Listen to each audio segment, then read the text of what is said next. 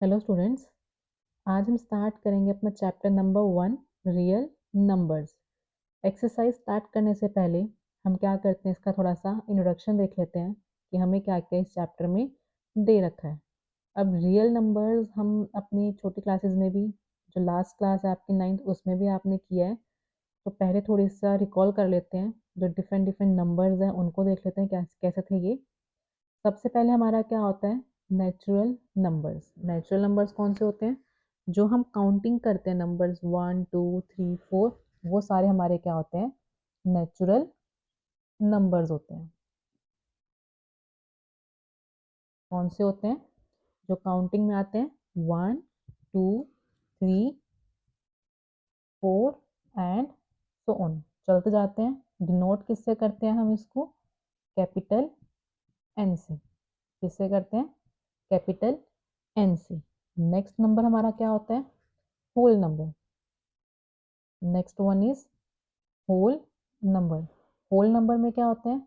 जो हमने natural number में लिखे हैं वो सारे आते हैं, पर इसमें जीरो भी इंक्लूड होता है। तो 0 1 2 3 एंड सो ऑन, ये सारे हमारे क्या होते हैं? होल नंबर्स होते हैं। और इसको हम किससे डिनोट करते हैं? कैपिटल डब्ल्यू से। ये हो गया हमारे होल नंबर्स। नेक्स्ट हमारे कौन से हो जाएंगे? इंटीजर्स। ये सब हम अपनी छोटी क्लासेस में करके आ चुके हैं, बस थोड़ा सा रिकॉल कर रहे हैं अब। इंटीजर्स में क्या होते हैं? ये जितने भी हमारे होल नंबर्स हैं, ये और नेगेटिव नंबर्स, वो सारे हमारे क्या हो जाते हैं?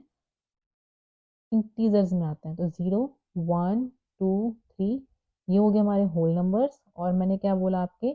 Negative numbers. तो ये हो गए हमारे नेगेटिव नंबर्स। तो -1 -2 -3 एंड सो ऑन। और ऐसे ही 1 2 3 4, ऐसे ही सो ऑन। ये सारे हमारे क्या होते हैं? इंटीजर्स में आते हैं। नेक्स्ट हमारा क्या होता है? Rational number. नेक्स्ट हमारा कौन सा हो गया? Rational number. अच्छा, और इंटीजर्स को डिनोट किससे करते हैं हम? डिनोट करते हैं इसको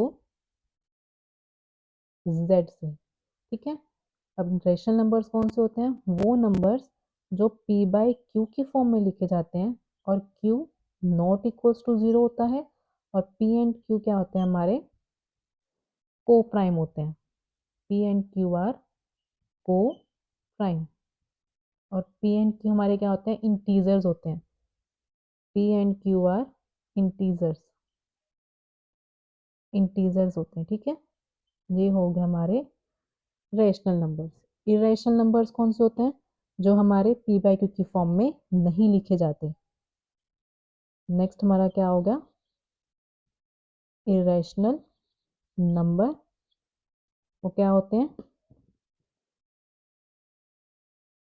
not written, not written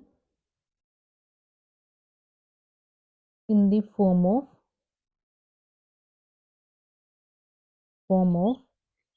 p by q. ठीक है।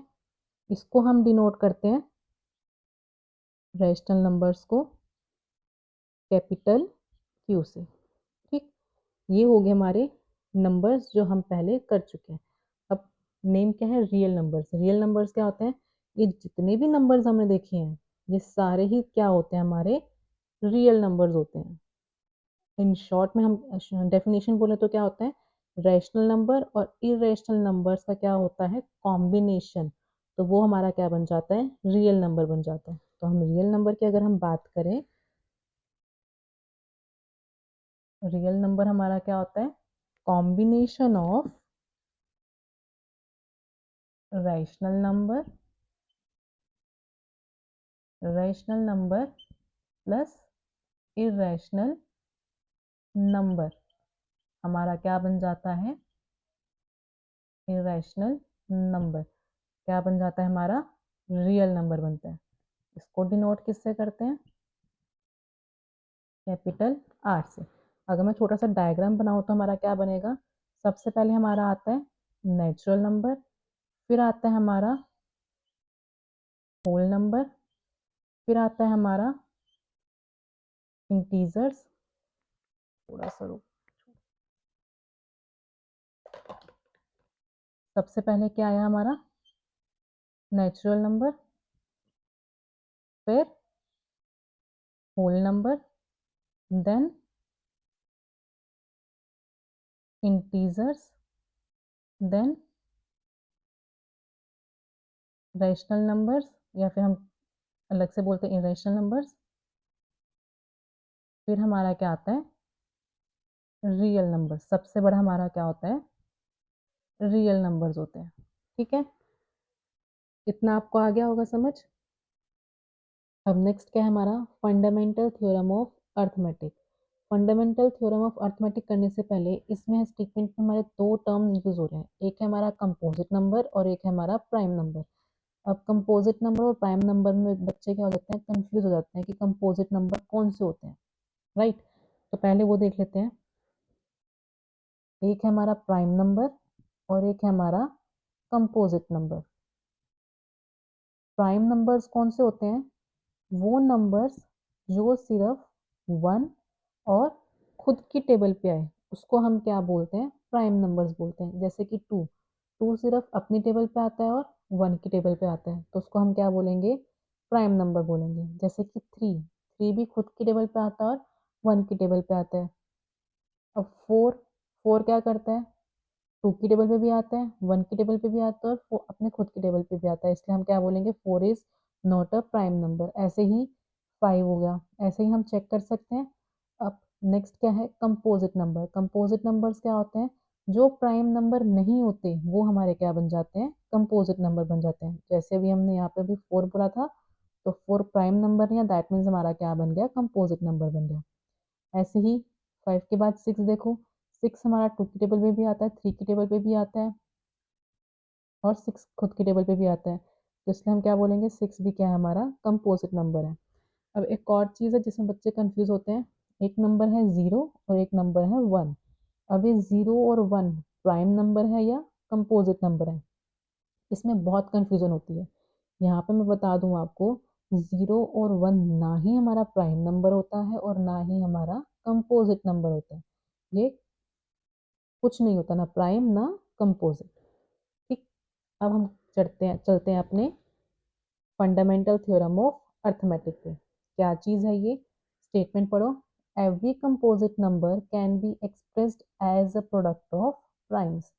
जो भी कंपोजिट नंबर होगा, हर एक कंपोजिट नंबर क्या होता है प्राइम्स के प्रोडक्ट की फॉर्म में लिखा जाता है।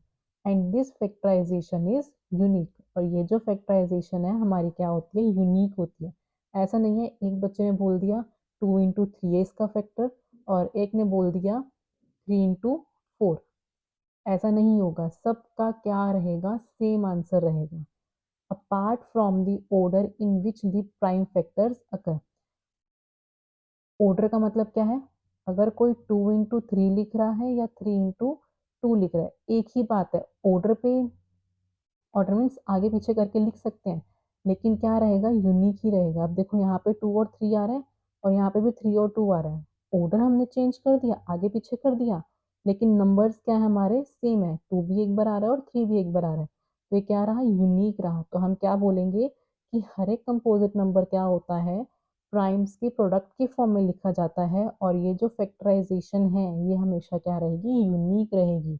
वो आगे पीछे करके लिख दो कुछ फर्क नहीं पड़ेगा पर क्या होना चाहिए यूनिक होनी चाहिए।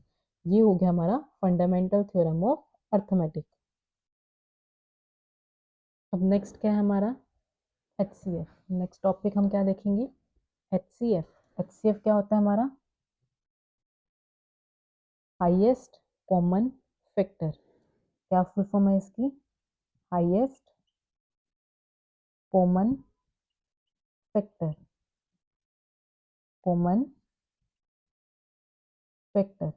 अब देखो नाम से ही पता लग रहा है हाईएस्ट मतलब सबसे बड़ा और क्या है कॉमन फैक्टर, दो to three four numbers they रखे होंगे उसका जो सबसे बड़ा फैक्टर होगा वो हमारा क्या बनता है एच सी एफ बनता है। या फिर मैं क्या बोलूँ ग्रेटेस्ट नंबर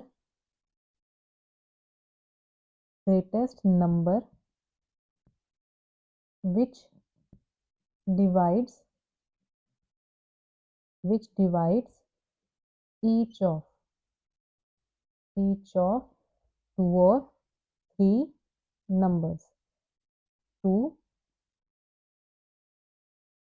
और थ्री नंबर्स, मतलब मीन्स सबसे बड़ा नंबर जो उन दो या तीन जितने भी नंबर्स आपको दे रखे हैं वो क्या हो, डिवाइड हो रहे हो, तो उसको हम क्या बोलते हैं, एचसीएफ बोलते हैं।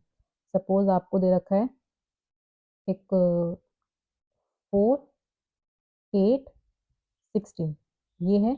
अब आप बताओ एक ऐसा नंबर जो इन तीनों को डिवाइड करता हो। देखो 2 भी डिवाइड करता है इन तीनों को और 4 भी डिवाइड करता है, ठीक है। दोनों ही क्या है, इनके फैक्टर्स हैं, लेकिन हमने क्या बोला, ग्रेटेस्ट होना चाहिए। तो 2 और 4 में से ग्रेटेस्ट कौन सा हो गया, 4। तो 4 क्या हो जाएगा, इसका एचसीएफ हो जाएगा। क्यों, क्योंकि ये 4 इन दोनों में से ग्रेटेस्ट है और इन तीनों को क्या कर रहे हैं, डिवाइड कर रहे हैं। तो 4 हमारा क्या बन गया, एचसीएफ बन गया। ऐसे ही और एग्जांपल्स को देख सकते हैं, 8, 16, 24। अब 8, 16 और 24 में देखो ये 2 की टेबल पे भी आते हैं तीनों, 4 की टेबल पे भी आते हैं, मीन्स 2 भी फैक्टर है, 4 भी फैक्टर है और 8 भी फैक्टर है। अब यहाँ पे ये तीन हमारे फैक्टर्स हो गए। इन तीन में से सबसे बड़ा कौन सा है, 8 है। तो ग्रेटेस्ट नंबर हमारा कौन सा हो गया, 8। ये 8 हमारा क्या बन जाएगा, एचसीएफ बन जाएगा। क्यों, क्योंकि हमें क्या देखना था, ग्रेटेस्ट नंबर जो इन तीनों को डिवाइड कर दे। तो 8 यहाँ से हमारा क्या बन गया, एचसीएफ बन गया। ठीक है, इतना आ गया होगा समझ। अब नेक्स्ट देखते हैं एलसीएम। एलसीएम क्या होता है, LCM least common multiple, least common multiple. ठीक है, अब देखो क्या मतलब हुआ इसका, मल्टीपल होना चाहिए। कॉमन, कॉमन की वजह, क्योंकि 2, 3 नंबर्स या फिर 3 से ज़्यादा जितने भी नंबर्स आपको दे रखे हैं उन सारे नंबर्स का कॉमन मल्टीपल की बात की जा रही है। ठीक है, सिर्फ एक नंबर के मल्टीपल की बात नहीं की जा रही, जितने भी आपको नंबर्स दे रखे होंगे उनका कंबाइन जो है वो मल्टीपल की बात की जा रही है। इसलिए हम क्या बोल रहे हैं, कॉमन मल्टीपल। और कॉमन मल्टीपल्स में से जितने भी मल्टीपल्स हैं उसमें से सबसे छोटा नंबर जो होगा वो हमारा क्या बन जाएगा, उन नंबर्स का एलसीएम बन जाएगा। ठीक है, या फिर मैं क्या बोलूँ, सबसे छोटा नंबर जो गिवन नंबर से डिवाइड हो जाए। एचसीएफ में क्या था, हम जो नंबर ले रहे थे वो गिवन नंबर्स को डिवाइड कर रहा था, लेकिन एलसीएम में क्या होता है, उल्टा होता है। जो नंबर हम लेके चलते हैं स्मॉलेस्ट नंबर वो गिवन नंबर से डिवाइड होना चाहिए। ठीक है, फॉर एग्जाम्पल 4 और 8 लिया। अब इन दोनों नंबर्स के मल्टीपल कौन से हो जाएंगे, 8 हो जाएगा, 16 हो जाएगा, 24 हो जाएगा, ऐसे 32 भी हो जाएगा, बहुत सारे हो जाएंगे। ये सारे ही क्या हैं, कॉमन मल्टीपल्स हैं, राइट। अब हमने क्या बोला, कॉमन मल्टीपल तो होना चाहिए, लेकिन क्या होना चाहिए, सबसे छोटा होना चाहिए। तो सबसे छोटा कौन सा है, 8 है। तो 4 और 8 का एलसीएम क्या हो जाएगा हमारा, 8 हो जाएगा।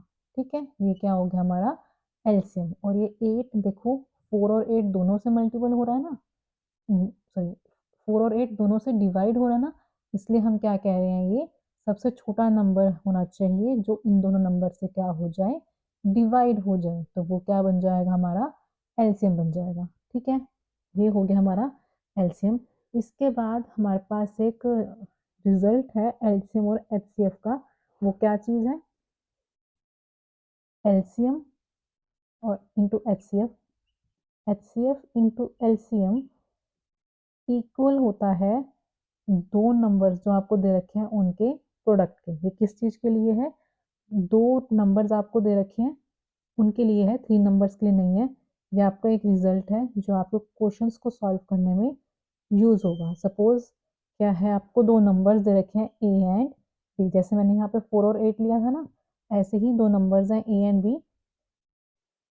क्या होता है उसमें, इन दोनों नंबर्स का एचसीएफ और इन दोनों नंबर्स का एलसीएम दोनों को मल्टीप्लाई करें तो वो किसके इक्वल आता है, इन दोनों के प्रोडक्ट के इक्वल।